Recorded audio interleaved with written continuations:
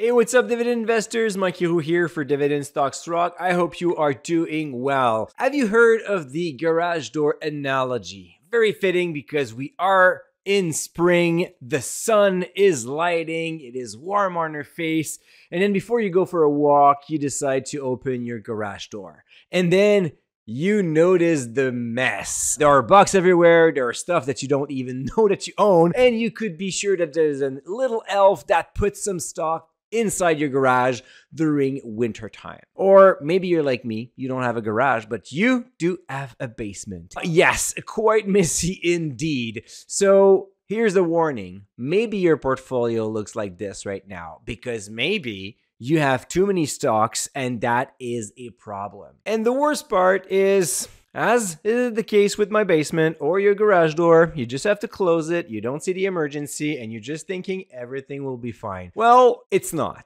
And today I'm going to show you 3 signs that you have too many stocks in your portfolio, and this is a problem. Problem number 1, you're buying more of the same. Well, I started strong with the garage door analogy. We're going to keep up with analogies. I love cooking, and I love to cook a good filet mignon. But here's the thing.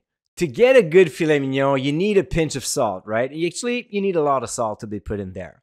But what if I go crazy with my salt and I add table salt, and then Celtic salt, and lava salt, and Himalayan salt, and kosher salt, and then I finish with a pinch of fleur de sel?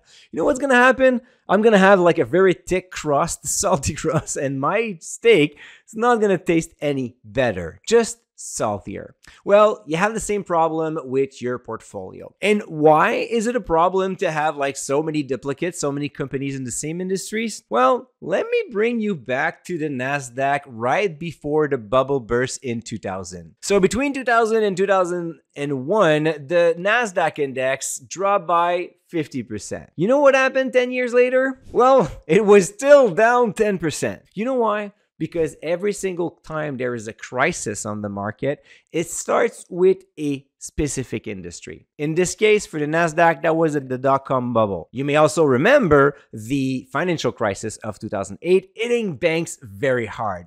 Well, imagine today you want to make a play on the AI sector, you want to buy semiconductors, and then you're telling yourself, well, I don't know which one is going to perform in the future, and that's fair. So you're thinking, I'm going to buy like all of them, so I'm going to be sure. But you're going to end up with stocks like Intel in your portfolio versus Broadcom. And here's a trick for you.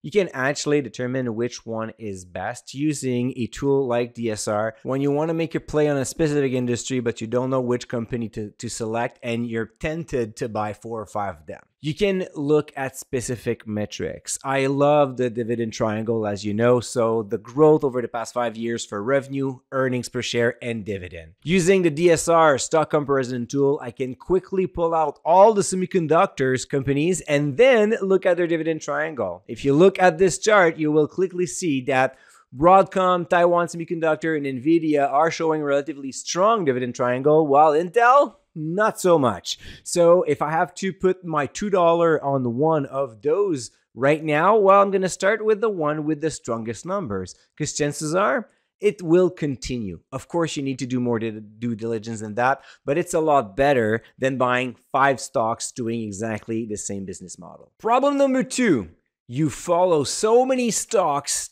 that you follow none. What's happening if you have 100 companies in your portfolio? Well, chances are you don't have the time nor the interest to quarterly look at them. And you're just thinking, well, I did a good work selecting those. They are like long-time dividend payers. They're very solid companies and everything's going to be fine. Did I ever tell you that hoping is not an investing strategy? You know what's going to happen? Well, some of those companies will look like BCE or Walgreens or Algonquin or Intel. You don't follow them, you don't monitor their quarterly earnings, and then boom, eventually they fail you. Because you know what?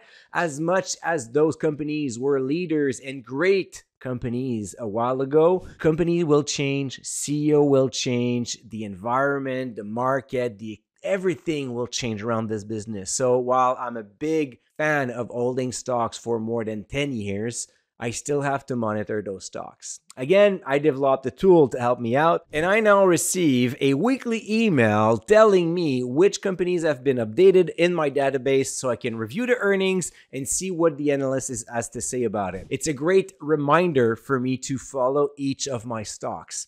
Of course, if you receive an email like this one and having like 10 stocks to follow every day, every week, that's a sign that you have too many stocks in your portfolio and you're about to lose control. Unless this is your ultimate passion and you just love to spend your Sunday morning listening to earnings calls and watching financial statements, it's important to narrow down the number of companies to make sure that you have your two ends on the wheel. So by now, if you realize that you have a messy portfolio and it's time to clean it up, but you don't know where to start, well, I do have a webinar about how to clean up your portfolio today. So on March 20th, I will have a live webinar giving you the 5 steps to clean your portfolio. It's an easy methodology, straightforward, and after that, you will not only have cleaned your portfolio, but you will invest with more conviction. So you can register for free at dividendstocksrock.com/webinar.